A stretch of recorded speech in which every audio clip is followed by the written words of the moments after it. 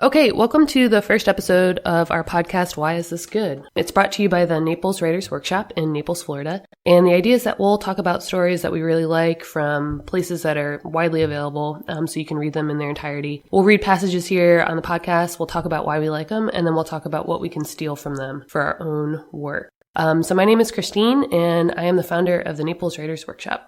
This is John. I'm John. John, tell us about yourself. You have a doctorate, and this is how we introduce John. I have a doctorate. Technically, the program is called Comparative Studies. Two fields that I compared, I guess, would be cognitive science and literature and literary theory. So I like to think of my PhD being in literary cognition. There we go. John knows why things are good technically. I know why I feel like they're good, but John will tell me why I'm right or wrong. And this is our buddy Rob. Hey, everybody. I am a local short story writer, and I'm happy to be here. Thank you for inviting me, Christine. So for this first episode, we're going to start with a story that John picked out. And John, you can tell us what it is, who wrote it, and why you chose it for us. The story is called The Midnight Zone by Lauren Groff. I picked it because I was reading an anthology of stories, and this one just jumped out as being exciting and interesting, and a lot of stuff happened. All right, so John's going to read a snippet for us. After a while, I opened my eyes. Two children were looking down at me. They were pale and familiar. One fair, one dark, one small, one big. "Mommy," the little boy said, through water. I turned my head and threw up on the floor. The bigger boy dragged a puppy who was snuffling my face out the door. I knew very little except that I was in pain and that I shouldn't move. The older boy bent over me, then lifted an intact light bulb from my armpit triumphantly. I had chickened the bulb and egg. The smaller boy had a wet paper towel in his hand, and he was patting my cheeks. The pulpy smell made me ill again. I closed my eyes and felt the dabbing on my forehead, on my neck, around my mouth. The small child's voice was high. He was singing a song. I started to cry with my eyes closed, and the tears went hot across my temples and into my ears. "Mommy," the older boy, the solemn dark one, screamed, and when I opened my eyes, both of the children were crying, and that was how I knew them to be mine. "Just let me rest here a minute," I said. They took my hands. I could feel the hot hands of my children, which was good. I moved my toes and my feet. I turned my head back and forth. My neck worked, though fireworks went off in the corners of my eyes. "I can walk to town," the older boy was saying, through wadding to his brother, but the nearest town was 20 miles away. Safety was 20 miles away, and there was a panther between us and there. But also possibly terrible men, sinkholes, alligators, and the end of the world. There was no landline, no umbilical cord, and small boys using cell phones would easily fall off such a slick, pitched metal roof. "But what if she's all of a sudden dead and I'm all of a sudden alone?" the little boy was saying. "Okay, I'm sitting up now," I said. The puppy was howling at the door. I lifted my body onto my elbows. Gingerly I sat. The cabin dipped and spun, and I vomited again. The big boy ran out and came back with a broom to clean up. "No," I said. I am always too hard on him, this beautiful child who is so brilliant, who has no logic at all. "Sweetness," I said, and couldn't stop crying because I'd called him Sweetness instead of his name, which I couldn't remember just then. I took 5 or 6 deep breaths. "Thank you," I said in a calmer voice. "Just throw a whole bunch of paper towels on it and drag the rug over it to keep the dog off." The little one did so, methodically, which was not his style. He had always been adept at cheerfully watching other people work for him. The bigger boy tried to get me to drink water, because this is what we do in our family in lieu of applying Band-Aids, which I refused to buy because they are just flesh-colored landfill. Then the little boy screamed, because he'd moved around me and seen the bloody back of my head, and then he dabbed at the cut with the paper towel he had previously dabbed at my puky mouth. The paper disintegrated in his hands. He crawled into my lap and put his face on my stomach. The bigger boy held something cold on my wound, which I discovered later to be a beer can from the fridge. They were quiet like this for a very long time. The boys' names came back to me, at first dancing coyly out of reach, then, when I seized them in my hands, mine.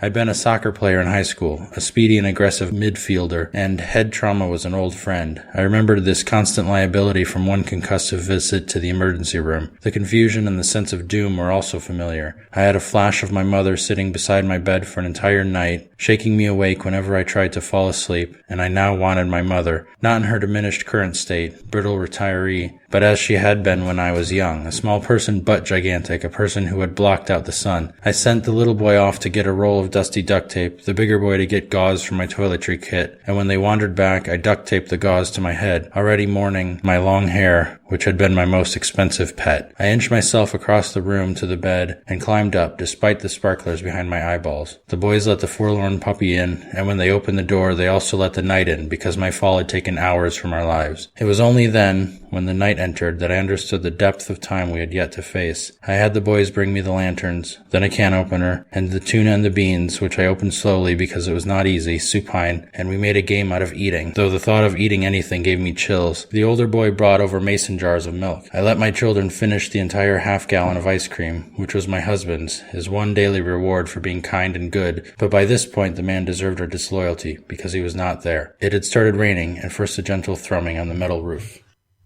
All right. So you ended up reading the section where we've seen that she's hit her head, right? But now it's like we're unfolding what that really means immediately for the family. So that was like, I don't know what you guys thought about when she actually hit her head, but the way the story is set up, I was kind of waiting for the panther, right? Yeah. So that was a surprise, but it was also 10 times more surprising because you didn't see it coming, right? A fall can happen at any time, but when you've set it up that we're supposed to be fearing the wild or being without the father figure, for an accident like that to happen, I was just kind of like blown away. Oh, yeah. Misdirection. Yeah. But in this scene in particular, well, tell us why you chose that part to read. I really liked the way that, one, I liked the tone of that section, and I also liked the way it unraveled the grogginess, kind of presented that grogginess and the realization she didn't remember her kid's name. I thought that was really well executed. Right. So that's why I chose that. This scene doesn't have as many examples as other parts of the story, but I think it mentions like rain at one point. The story just does such a great job of the setting, right? Creating everything that is Florida. And I circled and underlined so many pieces because we live here, you know, so it's authentic. It's not just describing a place I think I could know based on the description. It's like, oh, that is it. Like the rain on the metal roof and all that stuff. It's interesting that we're just starting to see the kind of parallels between the mother and, if not a panther, then at least an animal. When she describes herself in high school, she was a speedy and aggressive midfielder. And, of course, we have the final line with how the rain will feel on her pelt being the last line of the story. And the way that her kids are so... Well, of course, the kids aren't named, but there's this sort of dispassion between her and her children and her family, which kind of gives you an idea of how animals might treat their young. Yeah, they want to treat yeah, they want to raise them so that they can take care of themselves and survive, like in a wild atmosphere like the Everglades are. But there's still this strange, there's no warmth with her. And that's really fascinating to see how that plays out when there's a traumatic accident. Yeah, because that was the closest that they got throughout this story, right? Mm-hmm. Like, she didn't even feed them lunch. But when she's injured, just like in the wild, that's when it's time to take care of other people in the herd or whatever it is. Yeah, and these poor kids, they do so well. They, like, rise to the occasion because it is serious. Mm-hmm. I liked her, though, as a character overall, just being that, like, that's an unpopular character, right? It's hard to make a mother who doesn't necessarily fill the role that we think she should or act as compassionately as we think she should. It's probably hard to make them, like, a sympathetic character, let alone narrator. So I really enjoyed that. You don't see that perspective a whole lot. Yeah. And it's nice that the marriage takes such a back seat, but you already know she tells you that there's problems in the marriage initially. But then I'm thinking of myself as a male, and though I'm not married, I'm thinking if I were, and I had 2 little kids who we can presume are probably under 10 or 11, and I'm going to leave them in the Everglades. Yeah, right. And not even come back by noon. No. Give me back 4 hours later. A day later? Is it a day that passes? It's a night. I thought it was only 4 hours. He tells her, like, I'm going to leave you for, like, a day and a half or whatever. Right. But I'll be back at noon. Mm-hmm. He doesn't come back till 4. He doesn't get back to the late It's afternoon. only 4 hours, but, like, yeah, if you're going to leave him, you're going to hopefully come back when you say you will. And we already know that there's a panther, at least on the perimeter. Right. Something that everybody is aware of and everybody understands the severity of, and he still leaves. And it's nice that takes a back seat. And it's also nice for the women's perspective that that's not at the forefront. Because I think that would be an easy sort of melodramatic trap where the woman's she's concerned about her marriage and this becomes a story about marriage. No, it's not about that at all. That's on the periphery. What's really important is this woman, how she raised her kids and how her kids have responded, like Christine said nicely. So what did you guys think of the ending? I loved it. Did it surprise you, or were you getting the hints? Yeah, the hints were midway through. You're kind of picking up, particularly when that great out of body experience toward the latter quarter there. Yeah. It was really fun where the forest is full of light. Not that what you can't see at home is that the illustration has a panther and that panther's eyes are glowing. And I can assume that we all know that cats see pretty well in the dark. And so you can see this woman just seeing infrared as she's walking around, and she kind of has this really symbiotic feel with nature. So no, I think it was just the circle was closing toward the end there, at the end. I'm probably a pretty good example of the average reader, if not below average. So when I read stories like this, I need to read them once or twice to pick up on those hints. So that first reveal for me at the end where she's on my pelt, it was oh my gosh. It packed a bigger punch, I think, than had you been picking up on these hints. And I thought, this one, and we'll get to Rob's story later on, but I thought that both of them had these final lines that make it so that you can never read that story again without having a totally different read on it, right? Anytime I read this story going forward, I'll know that the metaphor was of her being this, kind of ruthless, top of the food chain, wild animal, kind of forced into this motherly role. So I really enjoyed it that way. Having lived in Florida for a long time, and I've been in the woods and found panther tracks, but I've never been afraid of panthers. Right. Never, even if they're around, but they stay away from people. Right. So the whole time I'm reading this, I don't think of the panther as being a real threat. It's just a thing in her head. So I thought that turn at the end was completely.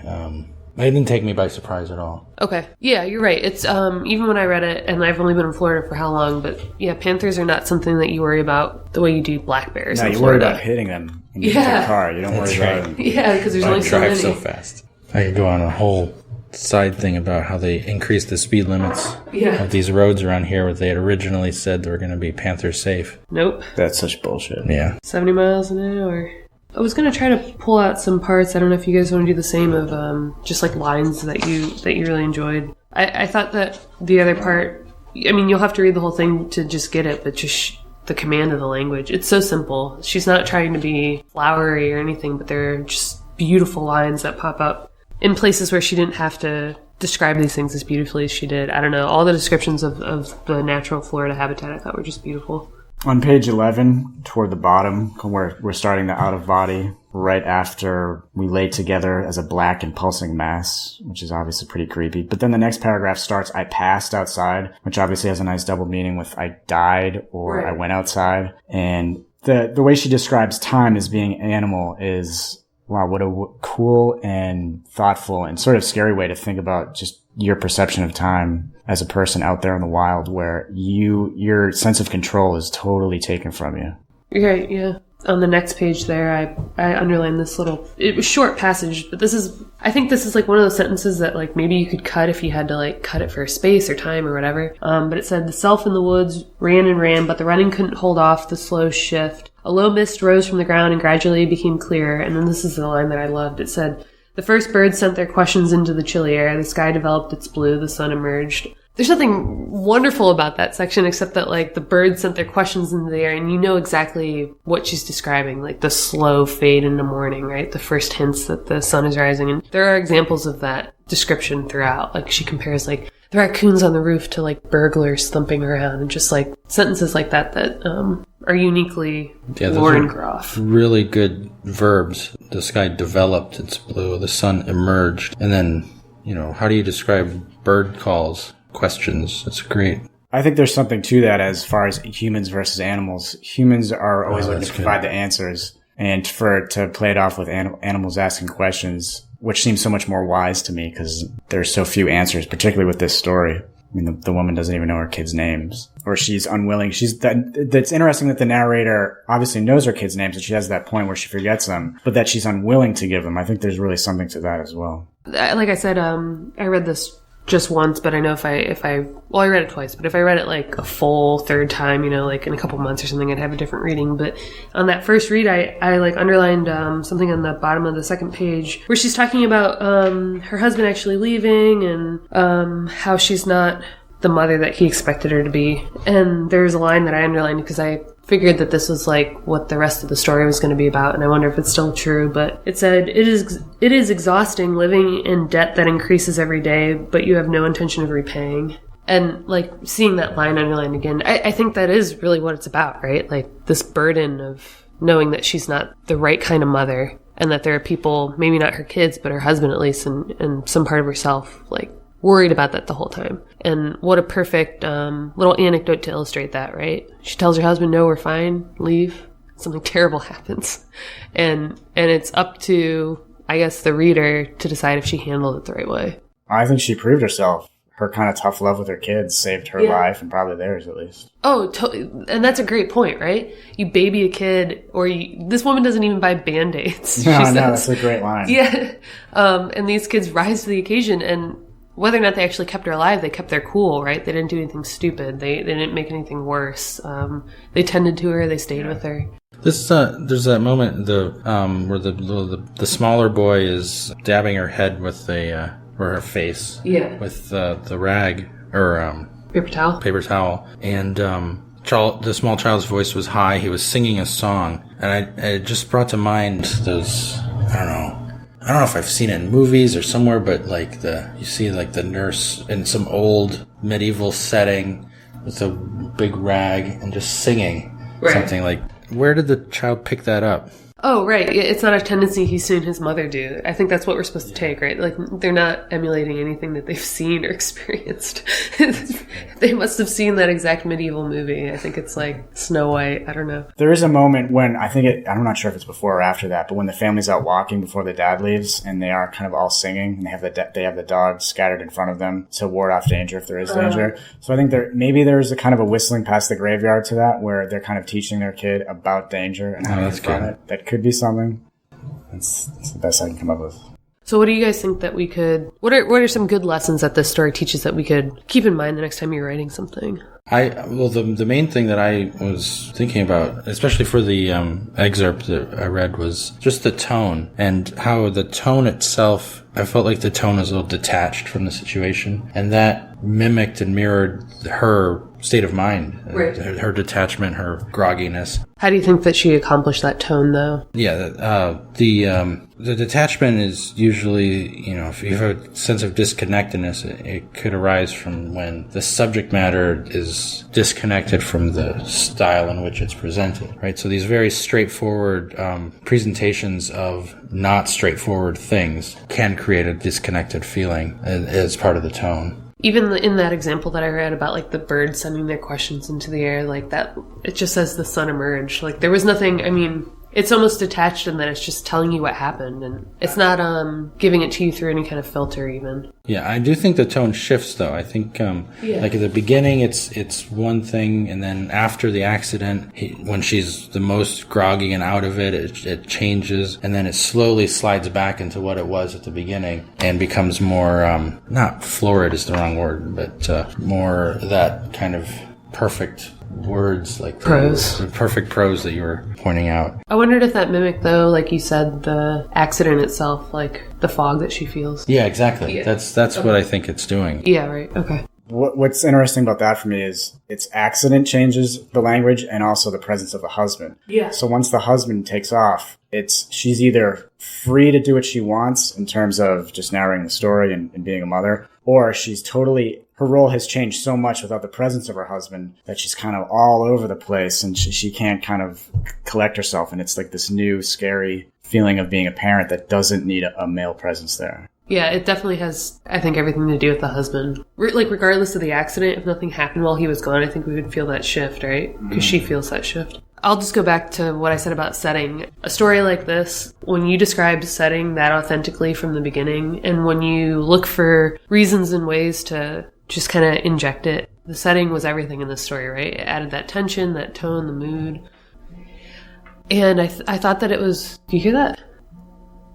Oh, it's my phone vibrating. That's my sister, sorry. Anytime that you can inject that setting and add to the mood really works. And while I was reading the story, I thought that it was... there were layers to it, right? Wow, it must be really important, Katie. There are definitely layers to the story where the setting felt to me like almost a separate entity or character. It in itself was part of the story, right? And then we have the tension with the marriage, and then the tension as the mother, and then the accident. It felt to me like there were layers in this story that only a very good writer would know to include, right? Maybe if you're just getting started, you might write this story just in terms of there being an accident and the husband not being around for it. But there's so much more to read, and I just thought that if the setting wasn't there or if it wasn't in Florida, this would have read so differently for me. I don't always describe settings, and I'm currently writing something about Florida, so I'm like, okay, what a great example. I'm going to steal all these lines. No, but I'm going to try to think about it every time that it's important, right? There was almost no description or aside about setting that I felt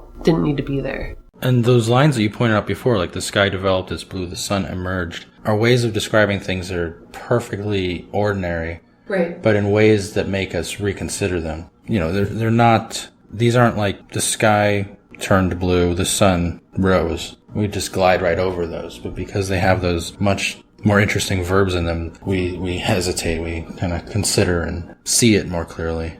What do you think, Rob? What could we steal? Geez, you can steal everything from this story. The language is beautiful, and since we've touched on that, I really like to think about just how the mother treats her children and how she thinks of her children. And there are these things that are obviously a part of her, but she has so much distance. She talks about in their home life when they're not on vacation that if the mom's at work, she goes back to her hole and she retreats back from them. When they are on vacation, she wants to drug them with pancakes and high-calorie food. So I'm sure plenty of mothers can, if not relate to it, then at least sympathize with wanting to relax, to have their kids relax. But the fact that this woman does it, she seems to have a strange relationship with herself, too.